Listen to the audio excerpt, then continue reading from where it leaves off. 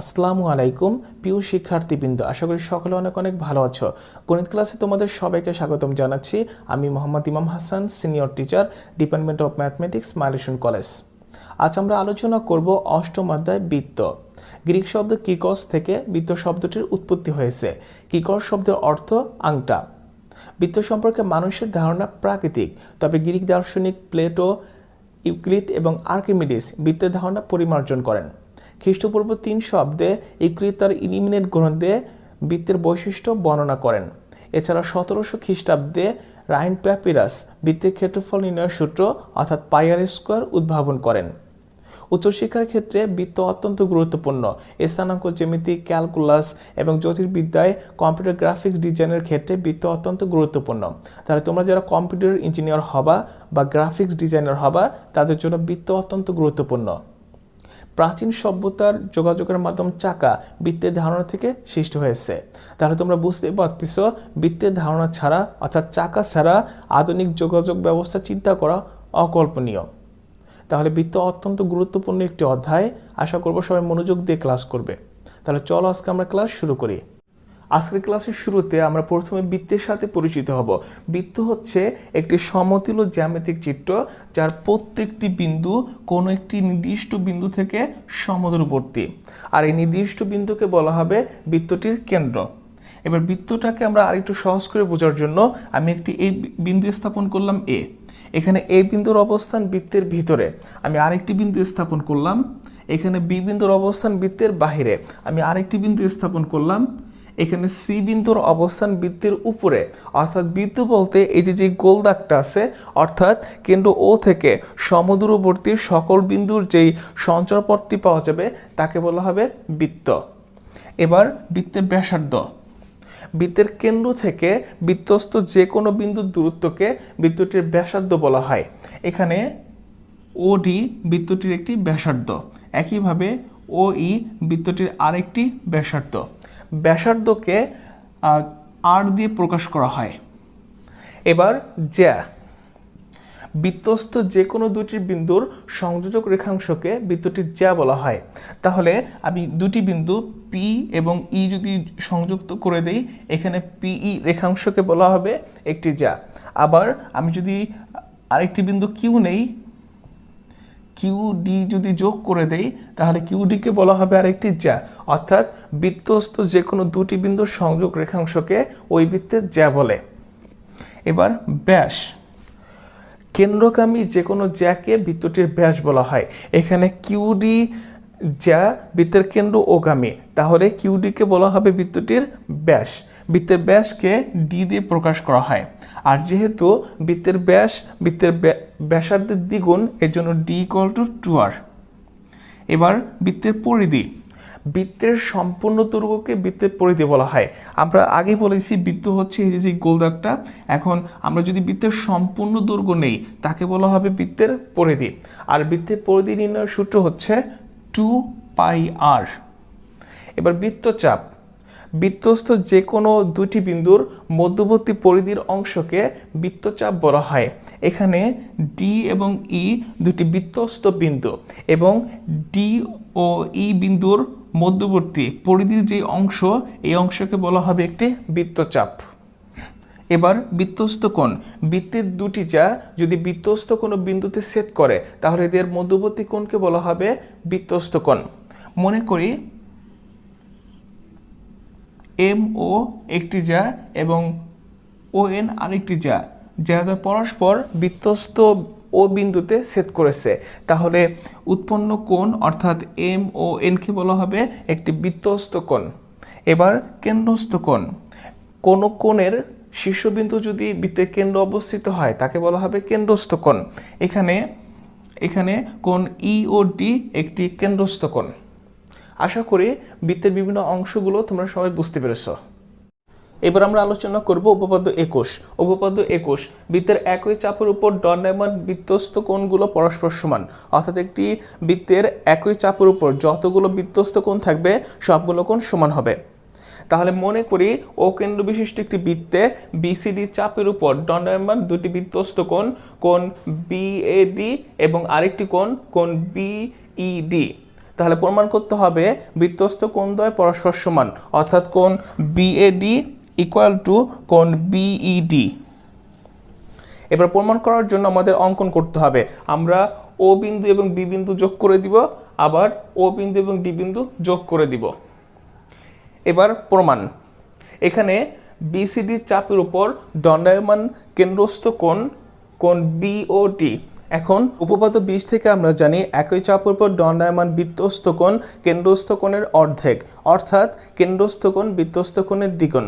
তাহলে এখানে একই চাপ বিসিডি এর উপর দণ্ডায়মান কেন্দ্রস্থ কোণ বিওডি এবং বৃত্তস্থ কোণ বিএডি। তাহলে আমরা বলতে পারবো সুতরাং কেন্দ্রস্থ কোণ বিওডি ইকুয়াল টু 2 ইন্টু বৃত্তস্থ কোণ বিএডি, এবং একইভাবে কেন্দ্রস্থ কোণ বিওডি ইকুয়াল টু হবে 2 ইন্টু বৃত্তস্থ কোণ বিইডি। এবার কত 20 থেকে তোমরা জেনেছো একই চাপের উপর দণ্ডায়মান বৃত্তস্থ কোণ কেন্দ্রস্থ কোণের অর্ধেক, অর্থাৎ কেন্দ্রস্থ কোণ বৃত্তস্থ কোণের দ্বিগুণ। এখানে বিসিডি চাপের উপর দণ্ডায়মান বৃত্তস্থ কোণ বিএডি এবং কেন্দ্রস্থ কোণ বিওডি। তাহলে আমরা বলতে পারবো কোণ বিওডি ইকুয়াল টু 2 ইন্টু বৃত্তস্থ কোণ বিএডি, এবং আবার কেন্দ্রস্থ কোণ বিওডি ইকুয়াল টু 2 ইন্টু বৃত্তস্থ কোণ বিইডি। এখানে বিওডি ইকুয়াল টু বিওডি, তাহলে আমরা বলতে পারবো 2 into BAD equal to 2 into BED. এবার উভয় পক্ষকে 2 দিয়ে ভাগ করে আমরা পাবো কোণ বিএডি ইকুয়াল টু কোণ বিইডি। প্রমাণিত। এবার আমরা আলোচনা করব উপপাদ্য 22। উপপাদ্য 22, অর্ধবৃত্তস্থ কোণ এক সমকোণ, অর্থাৎ অর্ধবৃত্তস্থ কোণের মান এক সমকোণ আমাদের প্রমাণ করতে হবে। এবার মনে করি ও কেন্দ্র বিশিষ্ট বৃত্তে এবি একটি ব্যাস এবং কোণ এসিবি একটি অর্ধবৃত্তস্থ কোণ। এখানে কোণ এসিবি বৃত্তস্থ কোণটি অর্ধবৃত্তচাপ এবির উপর দণ্ডায়মান, তাহলে কোণ এসিবিকে বলা হবে একটি অর্ধবৃত্তস্থ কোণ। আর আমাদের প্রমাণ করতে হবে অর্ধবৃত্তস্থ কোণ, অর্থাৎ কোণ এসিবি এর মান এক সমকোণ। তাহলে আমরা বিশেষ নির্বাচন লিখে ফেলি। আমরা লিখব বিশেষ নির্বাচন।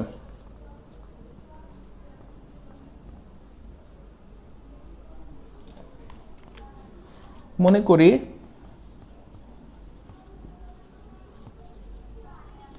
ও কেন্দ্র বিশিষ্ট বৃত্তে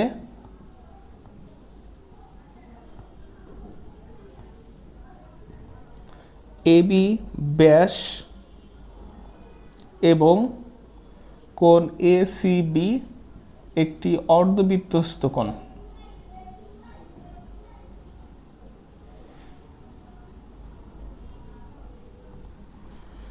তাহলে প্রমাণ করতে হবে যে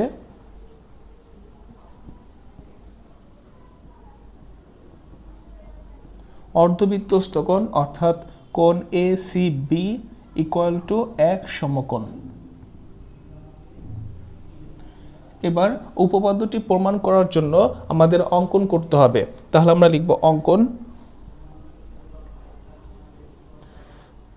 এখানে এবি ব্যাসের যে পাশে সি বিন্দু অবস্থিত তার বিপরীত পাশে একটি বিন্দু, বৃত্তের উপর একটি বিন্দু ডি নিতে হবে। তাহলে আমরা লিখব অঙ্কন এবি এর যে পাশে সি বিন্দু অবস্থিত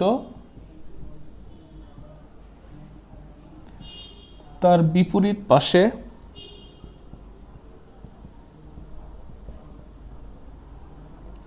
বৃত্তের উপর একটি বিন্দু ডি নিই। এবার আমরা প্রমাণ করব। তাহলে প্রমাণ, এখানে এডিবি চাপের উপর দণ্ডায়মান কেন্দ্রস্থ কোণ এ ও বি এবং বৃত্তস্থ কোণ এসিবি। তাহলে আমরা লিখব এডিবি চাপের উপর দণ্ডায়মান কেন্দ্রস্থ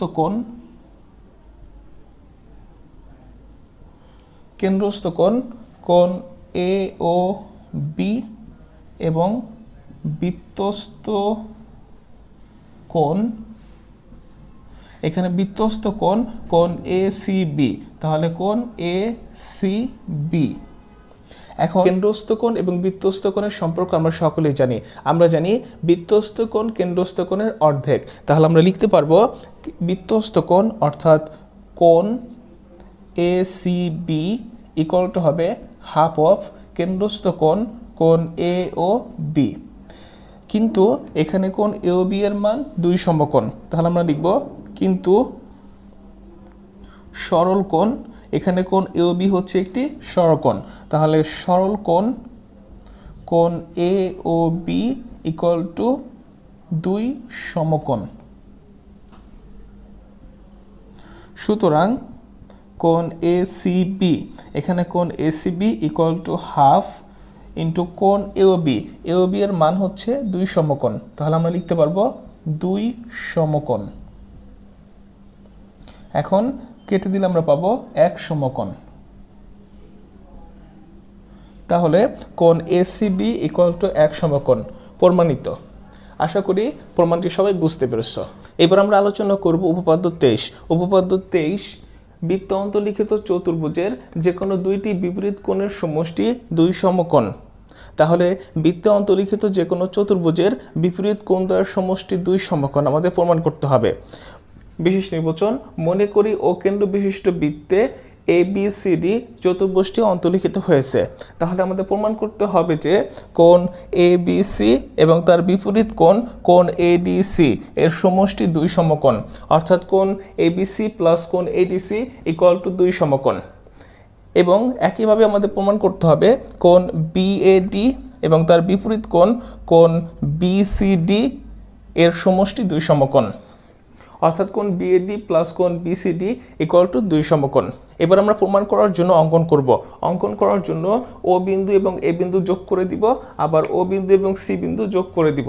তাহলে অঙ্কন ও কমা এ এবং ও কমা সি যোগ করি। এবার আমরা প্রমাণ করব। প্রমাণ, একই চাপ এডিসি এর উপর দণ্ডায়মান, এখানে চাপ এডিসি এর উপর দণ্ডায়মান কেন্দ্রস্থ প্রবৃদ্ধ কোণ কোণ এ ও সি, অর্থাৎ প্রবৃদ্ধ কোণ কোণ এ ও সি। প্রবৃদ্ধ কোণ বলতে আসলে কি বোঝায়? কোনো একটি কোণের মান যদি 180 ডিগ্রি থেকে বড় হয় এবং 360 ডিগ্রি ছোট হয়, ওই কোণকে বলা হবে প্রবৃদ্ধ কোণ।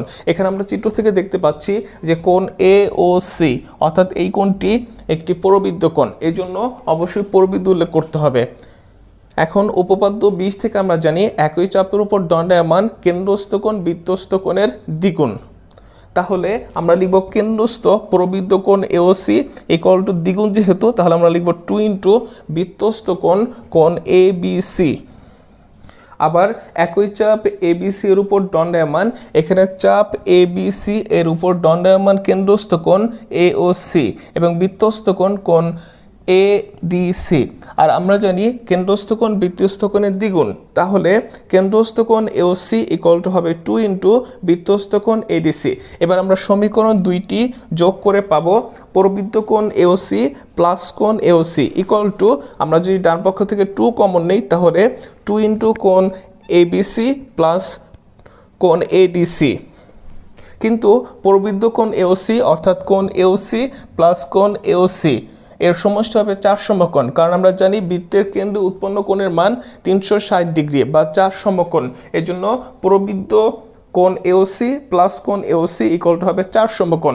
তাহলে আমরা লিখতে পারবো 2 ইন্টু কোণ এবিসি প্লাস কোণ এডিসি ইকুয়াল টু প্রবৃদ্ধ কোণ এওসি প্লাস কোণ এওসি, যার মান হচ্ছে 4 সমকোণ। তাহলে ইকুয়াল টু 4 সমকোণ। এবার উভয় পক্ষকে 2 দিয়ে ভাগ করে আমরা পাবো কোণ এবিসি প্লাস কোণ এডিসি ইকুয়াল টু 2 সমকোণ। তাহলে আমাদের একটি প্রমাণ হয়ে গেছে কোণ এবিসি প্লাস কোণ এডিসি ইকুয়াল টু 2 সমকোণ। একইভাবে প্রমাণ করা যায় যে কোণ বিএডি প্লাস কোণ বিসিডি ইকুয়াল টু 2 সমকোণ। প্রমাণিত। আশা করি প্রমাণটি সবাই বুঝতে পেরেছ।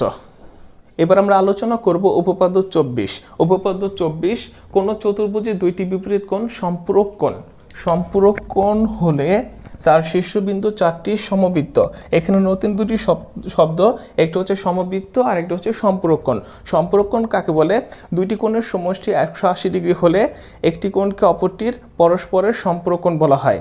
একই সাথে তোমরা জানো পূরক কোণ কাকে বলে? দুইটি কোণের সমষ্টি যদি 90 ডিগ্রি হয় একটি কোণকে অপরটি পূরক কোণ বলা হয়। আর এখানে হচ্ছে সম্পূরক কোণ, মানে দুইটি কোণের সমষ্টি হবে 180 ডিগ্রি।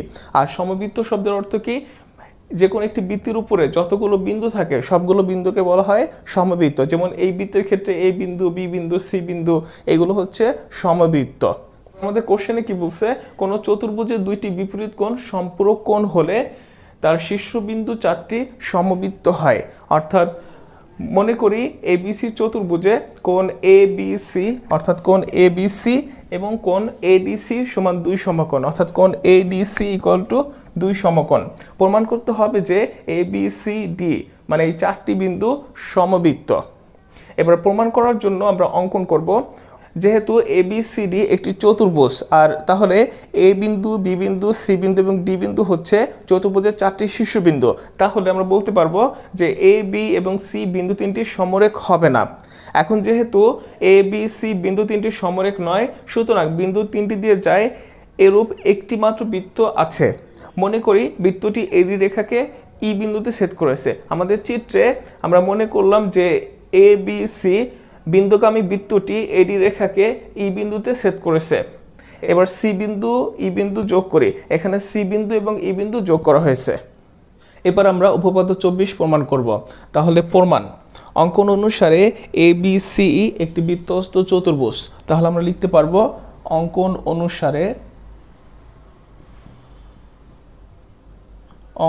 অনুসারে এ বি সি একটি বৃত্তস্থ চতুর্ভুজ।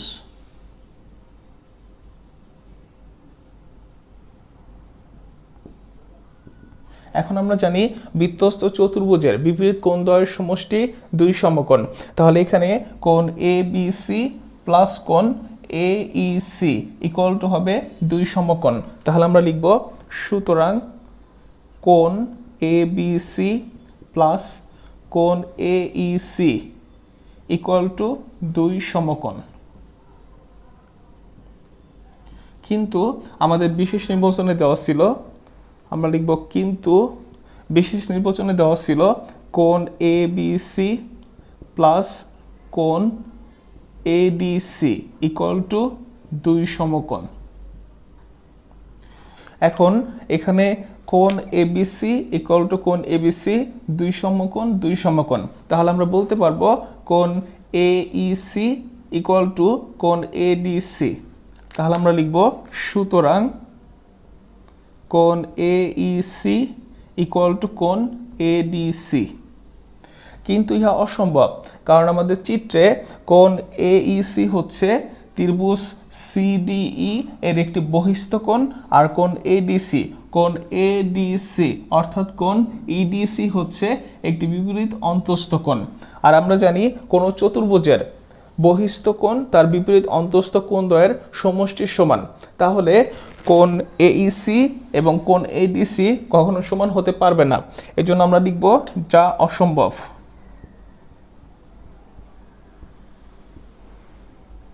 এখানে কারণ উল্লেখ করে দিতে হবে, কারণ ত্রিভুজ সিডিই এ বহিস্থ কোণ এইসি। তাহলে বহিস্থ কোণ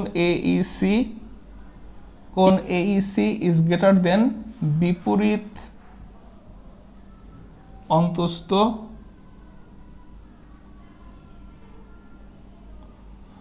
অন্তস্থ কোণ ইডিসি অর্থাৎ কোণ এডিসি।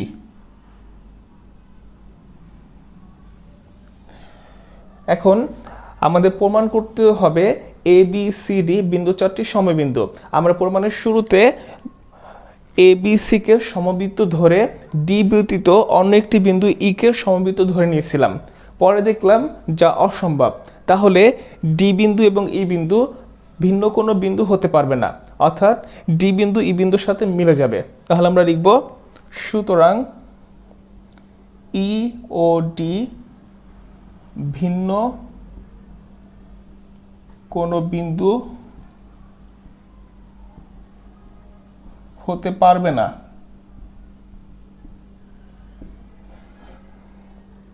সুতরাং ডি বিন্দু অবশ্যই ই বিন্দুর সাথে মিলে যাবে।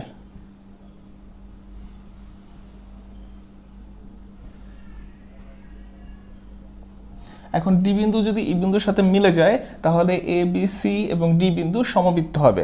সুতরাং এ বি সি ডি বিন্দু চারটি সমবৃত্ত হবে, যা আমাদের প্রমাণ করতে বলা হয়েছিল, প্রমাণিত। আশা করি প্রমাণটি সবাই বুঝতে পেরেছ। আশা করি আজকের ক্লাসটি সবাই বুঝতে পেরেছ। যদি কোনো প্রশ্ন থাকে সাবজেক্ট টিচারকে জানাও। তোমাদের হোমওয়ার্ক থাকবে উপপাদ্য 21, 22, 23 এবং 24। সবাই ভালো থাকবে। আল্লাহ হাফেজ।